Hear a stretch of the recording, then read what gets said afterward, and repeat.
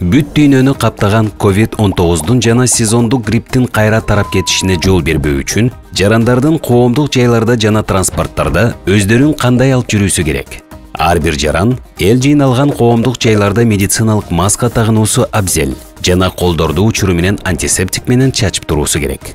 Коомдук транспорт айдоочулары жана диспетчерлери ар бир рейстин соңунда дезинфекциялоочу каражаттар менен транспорт ичин жууп тазалап туруусу керек.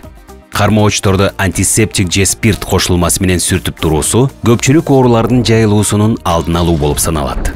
Ал эми такси жана жеке такси кызматындагылар ар бир кардардын алдында өз транспортторунун ичин таза кармап, жүргүнчүлөр көп колдонгон жерлерди антисептик менен тазалап туруусу керек.